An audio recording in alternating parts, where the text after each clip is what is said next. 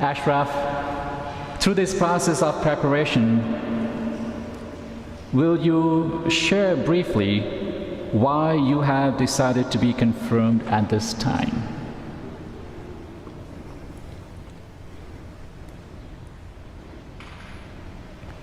Hello everyone, my name is Ashraf, Amaya. First and foremost of all, I'd like to thank you, and please don't be nervous. I won't take up too much of your time, but I would like to just share a little bit about my path and how I came to this place. It starts first of all with the love of God. I was blessed to have two parents who were devout Catholics who were determined that their children were going to be raised in the church and that they were going to know God and that they were going to love God and serve God in some form or fashion. I was fortunate enough to be baptized in the Catholic Church, and in first grade I was able to start school here, and I was able to receive my first communion here. I was able to be an altar boy here, and that gave me a foundation, a love of God, a love of Christ. That gave me a base, knowing God and having a relationship with Him that I was able to carry with me, and I still carry with me to this day. I had no idea that I would come back to this point. I had no idea because I did not graduate 8th grade from this school. I ended up transferring to a public school, but yet God had a plan for me. From there, I went on to university. I was able to work abroad. I was able to travel. I've been able to go to over 35 countries working and attending Catholic churches in these different countries, sometimes not even being able to know the language. But because of my experience being an altar boy, because of my experience here in this church, I could follow those masses and I could still attend, and I can be confident knowing that I am serving God, knowing that I am committed to the Lord, knowing that I'm able to worship. And that allowed me to know that God is bigger than anything I ever thought. I saw the love of the Lord in people who spoke Italian. I saw the love of the Lord in people who spoke French. I saw the love of the Lord in people who spoke Spanish. I saw the love of the Lord in people in Muslim countries. And there I could be bold, I could be confident. I could make the sign of the cross in Turkey and not be scared because I knew who I was serving. And it's not about me, but it is about God. We all have a calling, we all have a purpose, and if anything, if you take from this today, I want you to take three things, please. God's love is beyond anything we can understand. It is a grace unmeasured, it is a mercy undeserved, but we all should be thankful, grateful, and we all should gravitate towards it, because without it, this life has no purpose.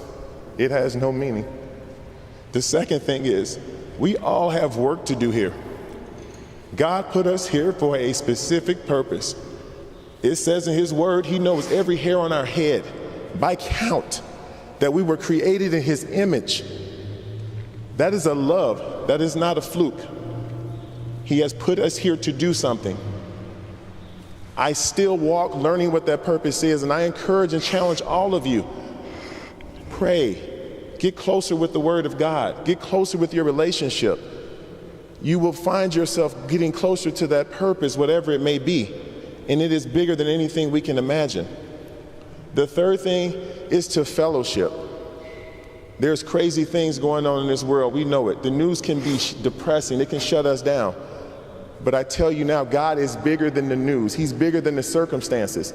It doesn't matter if it's financial. It doesn't matter if it's racial. It doesn't matter what the situation may be. What brings us together is greater than what may ever divide us. And I challenge all of you to please be fearless. Fear has crippled a lot of us, but God asks us to be bold. He is our Father. He asks us to come boldly before His throne. Know who we are serving and try and just do our best to walk in that purpose. I stand here before you, and my prayer is consistently that no one sees 6'8" African American with long hair. My prayer is that you see hopefully a reflection of our God in heaven, because I know if you see that, that means I'm doing something right. I'd like to thank everyone here that has helped me through this process, starting with my parents, my brother Douglas, my sponsor, Mrs. Radom, Mrs. Koshin is here. And there's a family that I'd like to thank, and I don't have to name, and I'm not going to name, but they have been instrumental in this. God uses us as vessels, and it's not about anyone I named, but it is about our Father in heaven. Allow yourself to be that vessel. Allow yourself to be someone that God can use. And I thank you for listening to me. I have to complete this, I have to do this because I have a desire to walk closer with the Lord. And I know some of you may say, hey, I don't know God that way. It's okay. He desires to know you. And I encourage and I ask all of you to please pray, seek it. You take one step, our Father in heaven says he'll take two. We're not going to go through this alone. This church is here for you. There are individuals here for you. Please, I encourage all of you to be bold before God and to grow and do and strive to be the best that we can to serve our God, and may all the glory go to him. Thank you for listening to me.